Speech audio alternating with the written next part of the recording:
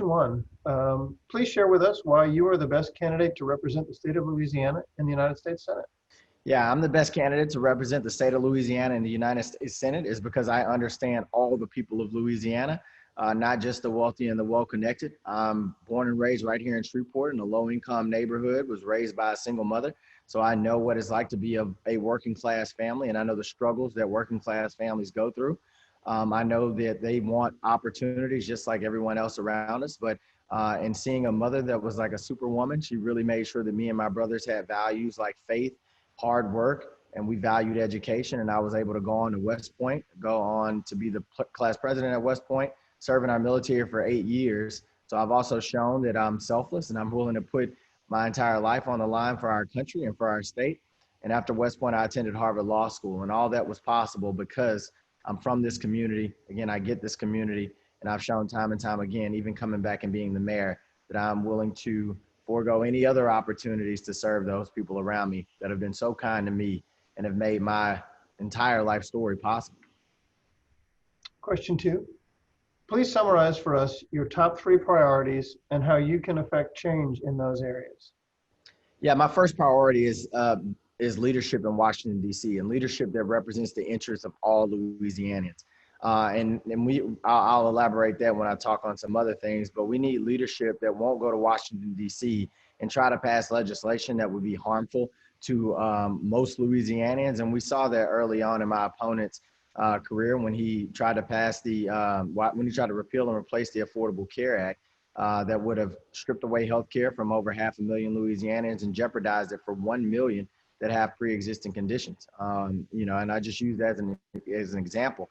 When I'm in DC, I'm not going to toe party lines if it's going to do any harm to the state of Louisiana and the people of Louisiana. I'll make sure that we have strong leadership that's in DC fighting for the everyday Louisianian every single day. So leadership is the first part. The second part is going to be on protecting our health care. I've already talked about it. We know that when Governor Edwards came into office, he expanded Medicaid, and overnight, hundreds of thousands of Louisianians had health care.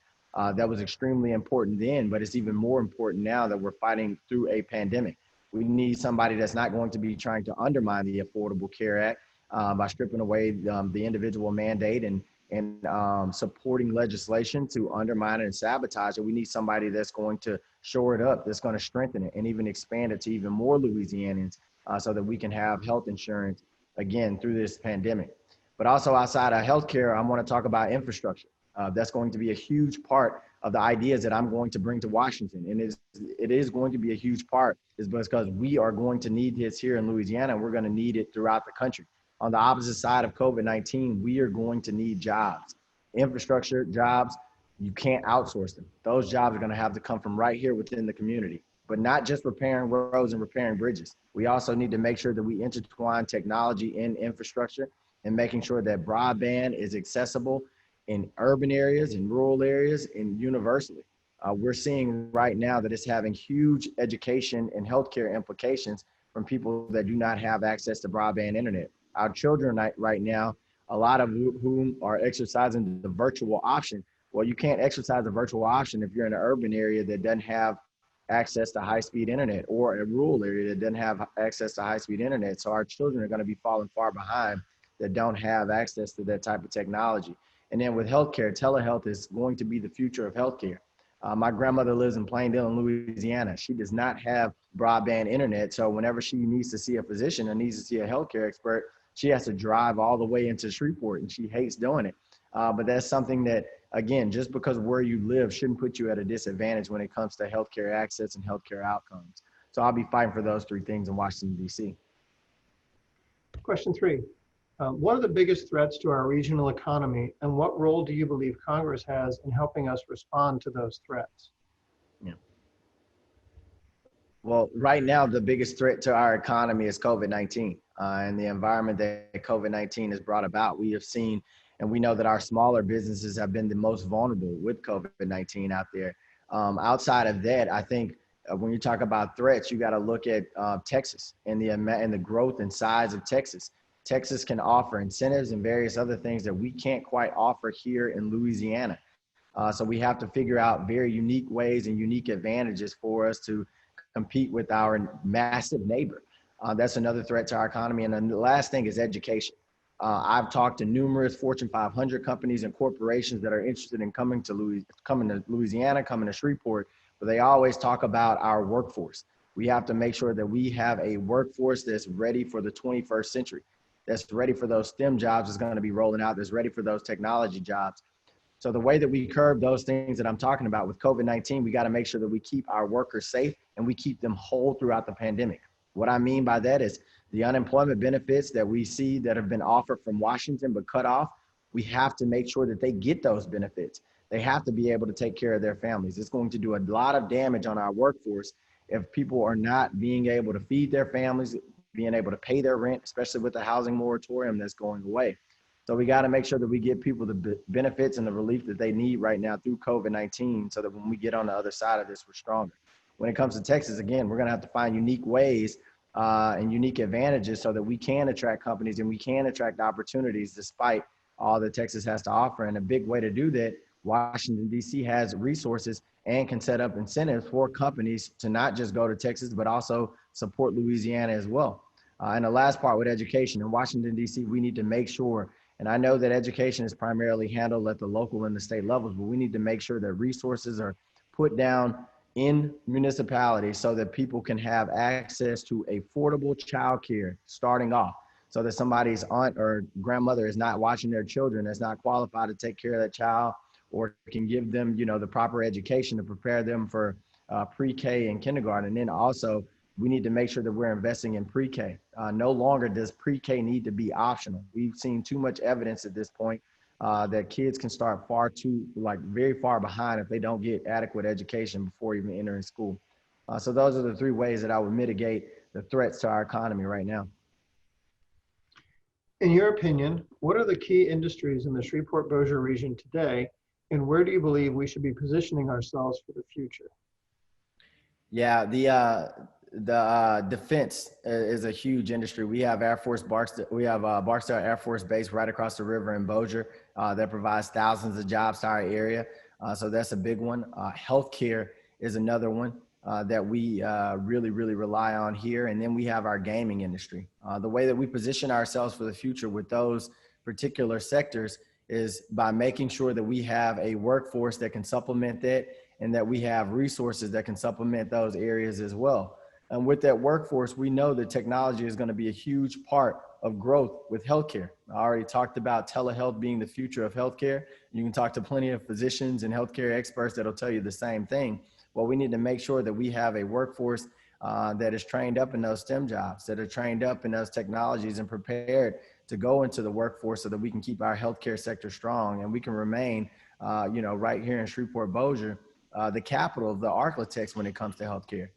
So that's the way that we do that. We can also be the leader of telehealth here as well. And the reason why we're better positioned than a lot of these coastal cities is because we have rural areas to really emphasize telehealth at this time and show that it's effective and show that it works. We can be a case study for that, and we can really lead the way. As far as defense contracting and utilizing Barksdale Air Force Base, we have a massive Air Force Base that do contracting all the time and go through procurement processes all the time. We need to make it available. All the things that they procure, all the things that they contract, we need to make those things available right here in this community. And I know for a fact that we can save costs of not for anything from just logistics. We need to really fight for those things. As far as the gaming industry, we need to work with the gaming industry and make sure that they're aligned with the legislation that's been passed in Baton Rouge that's somewhat expanded some of the constraints that we've had in the past where, they've had to be only on the river to do it. And now obviously there's a bubble that they've released. Also, we need to capitalize on sports betting. And that's how we strengthen that community and that our gaming sector, which is extremely important considering that now Oklahoma has legalized gambling and Texas has been playing with this idea for years, and it's only been failing by fewer and few votes in Texas. If we want to survive Texas legalizing gambling, we got to make sure that we stay at the cutting edge when it comes to gaming. Question 5. What is your view of the current American healthcare landscape, and what congressional action do you believe is necessary to improve it? Yeah, the current American healthcare landscape is a good one, but it's under threat by, you know, the Republican Party is under threat by the Republican Party, and they've made it very clear that they want to repeal and replace the Affordable Care Act. Early on, they tried to pass the Graham-Cassidy bill that failed due to John McCain, a Republican, voting against it because they knew that it would strip away health care from, you know, 23 million Americans, over 500,000 Louisianians. They knew that it would have been harmful at the end of the day. It would have jeopardized health care for 1 million Louisianians that have pre-existing conditions. That's nearly 25% of our population. But the good news is that the Affordable Care Act is still alive and well and providing health care through a pandemic. The bad news is that it's still under attack. The way that we do even better with it, and the legislation that can do even better with it, is you need to go back in and you need to figure out ways to support and prop up the Affordable Care Act and expand it. The individual mandate was one thing that ensured that we had a healthy pool of individuals participating in that. That also affected insurance rates and various other things. One other thing I want to talk about is prescription drug prices. That's something else that drives up costs massively for the federal government. We need legislation that allows the federal government to actually negotiate with these pharmaceutical companies so that we can lower drug prices at the end of the day. And I think with that, even though we're in a good spot, we can be in an even better spot in the future. Question 6. A number of our significant community assets, such as the Cyber Innovation Center, Barksdale Air Force Base, the Red River, and I-49 and I-20, all depend on federal support. How would you support these initiatives while in the Senate?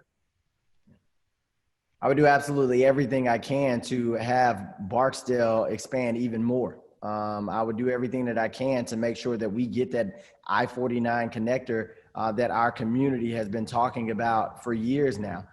That's one of the I-49 connector, just a 3-mile stretch. I've not seen so much consensus on a particular topic as my time as mayor in this community. And that's something that we cannot fail to get. We need people in Washington, D.C. that's going to push that. We know that the state allocated that 20% match, but yet we have not gotten that 80% match from our federal government that has been promised to us by our delegation. We need somebody that's going to go fight. We're going to see them on TV talking about that 49 connector. We're going to see them on TV talking about our infrastructure priorities. And that's how you get things done in Washington. You know, so that's the way that we do both of those things. We make sure that Barksdale has everything that they need. And we make sure that as far as infrastructure, especially those top priorities, those big infrastructure projects, that we are getting the attention and the resources that we need down here in Louisiana. And we have not been getting that out of DC. Our area has an abundance of oil and gas resources. At the same time, renewable energy development is expanding across the globe. What role do you believe Congress and the Senate have in helping our region address both of these opportunities? Yeah, Congress and the Senate has the role that they should play is making sure that we are able to monetize the natural resources that we have. If the federal government decides to go in a way where, you know, carbon emissions has to be cut on a more aggressive schedule to where we can't pull those resources out of the ground, then those resources, there needs to be some kind of buyout. Resources need to be provided to the companies, to those workers that are working in that industry. But I want to be clear, this isn't a false dichotomy where, you know, you do one, you either focus on oil and gas and fossil fuels or renewable energy. We can do both. As a matter of fact, it's in our best interest to do both. We need to diversify our economy and not just be so heavily dependent on oil and gas. We've seen that industry go up and down and be extremely volatile, but not be so dependent on it. We know that we need to keep our workers employed, and that industry does very well for that. My brother and my father both worked for oil and gas companies, but also we need to be looking at diversifying our economy and making sure that we get into the renewable energy business as well. As you pointed out, the globe is going in that direction and it's creating millions of jobs. We need to make sure that we are part of that job growth here in the future. So when there comes a time when we aren't using as much oil and gas, that those workers that once would have worked in an oil field can transition over and work on a wind turbine or work on something in the renewable energy sector. A big part of that is going back to education. We need to be priming our workforce right now, the students that are in K through 12, the students that are in college. We need to be priming that workforce right now to go into the renewable energy sector in the future, go into technology in the future, and go into various other places that we have seen those sectors expand over recent years and that we know are going to continue to expand into the future. Question 8. Congress has recently passed nearly $5 trillion in stimulus relief to support businesses and individuals during the pandemic. How do you believe Congress should approach addressing these costs over the long term? Can you clarify that question? You mean paying for it? What do you mean, Tim? Yes, Can you explain that? paying for it. Yeah, I mean, we've got $5 trillion in additional investment that the federal government has made. How do we address that long term?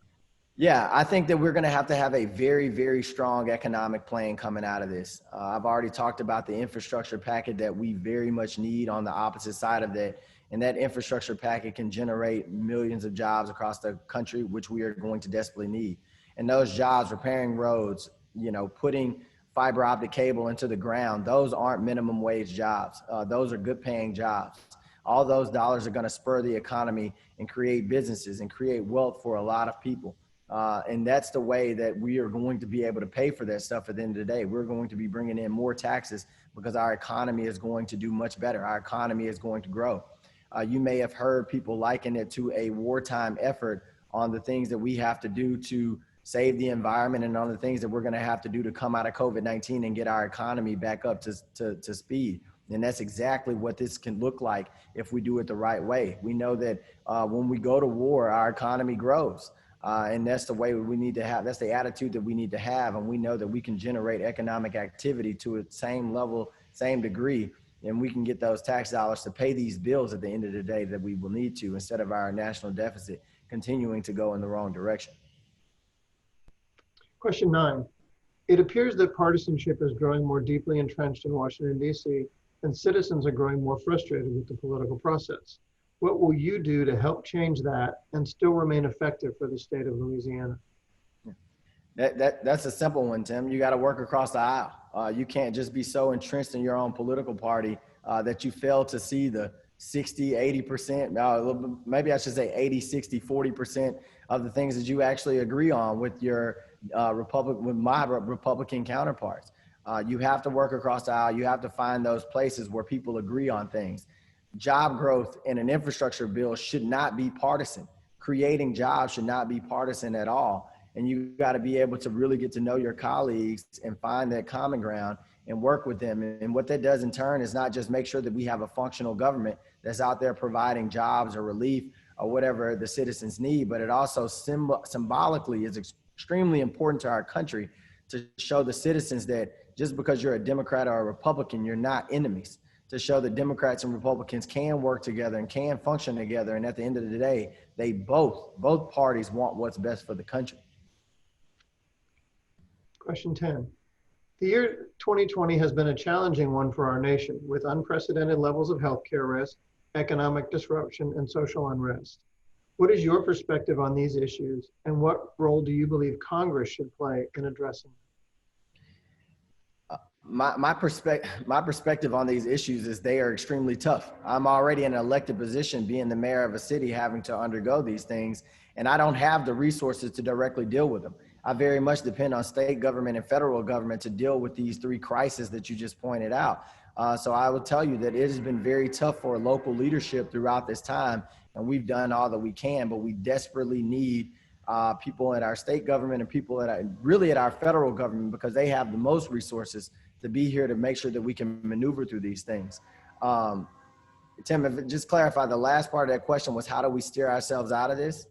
Right, what perspective on these, what is your perspective, and what role do you believe Congress should play in addressing the healthcare risk, the economic disruption, the social unrest? Yeah, I've elaborated on Congress's role on dealing with the pandemic itself from a healthcare perspective, is making sure that, we have the resources that we need right now to keep our citizens safe. And then from an economic perspective, to make sure that we're providing that those unemployment benefits to our working class families so that they can make it through this pandemic whole, and they can be a part of the economy on the other side of this thing. And that gets after the economic part of it. As far as the social unrest part of it, we know that the social unrest was spurred because of George Floyd. George Floyd incidents pushed a lot of people into the street to demonstrate not just on police brutality, but racial equality across the board. The thing that Congress can do in particular about the George Floyd incident is they need to reevaluate and reform qualified immunity. The legal bar for our law enforcement is just too high for our society to say, hey, justice was served there. And we've seen that with these disruptions in our communities. And the thing about that, it's been another false dichotomy put out that, hey, if you evaluate qualified immunity and you hold officers accountable, that you're not supportive of law enforcement. You can ask my officers that being supportive of law, that's the last thing. I go out on patrol with my officers. We're working to give them a pay raise right now. I know that they are heroes. I've given awards to our officers. I know exactly what they do. It takes a special kind of person to put their life on the line for others. I've done that. So I know how important our first responders are, but you can do that and you can still hold them accountable, and that eventually makes the environment safe for everybody, not just the citizens who want this, but also the officers that are patrolling the streets. So I think that's what the Congress can do as far as social unrest goes. This will be your final question, and we'll include your final remarks. So is there anything else you'd like to tell us about yourself that we might not have covered? Well, yes, and you all might know this. This is the chamber here, but I am born and raised right here in Shreveport, Louisiana. My mother raised me in a neighborhood here, the low-income neighborhood of Cedar Grove, high-crime neighborhood. And I know what it's like for our families that are going through all of that right now. I was able to go off to West Point, serve in the military, earn a Bronze Star, bring all my men back home safely when I was in leadership positions, and then transition to Harvard Law School because this community poured into me. I am running for U.S. Senate because I feel indebted to this community and I want to protect this community. After 9/11 is when I decided to go into the military because I saw the anxiety and the uncertainty on the faces of the citizens here. And I'm seeing the exact same thing happen right now. We need leadership in Washington, D.C. that's going to go out and going to fight for them, going to be able to speak directly to them and let them know what the path looks like on the other side of COVID-19. And a lot of people will say, hey, but you're a Democrat, or hey, you're from North Louisiana. And the pundits will point out a million reasons why this wouldn't be possible to be successful right now. But my life has been full of odds, and I've always overcome those odds, and I've always continued to serve those around me and do what's right by those around me. The odds right now are against Louisiana. If you look at the numbers, things are against Louisiana. The amount of people that are on unemployment benefits, the way that our economy has been rocked, the social unrest that you've seen disrupt in most of our major cities. We need a leader that's going to go, that knows what odds against them is like, and is going to go out and is going to fight regardless, and going to connect with all the people of Louisiana. That's the way that we're going to be strong. That's the way that we're going to come through COVID-19 and be a better state. And that's the way we're going to be a better country. And I just like to add that, Tim.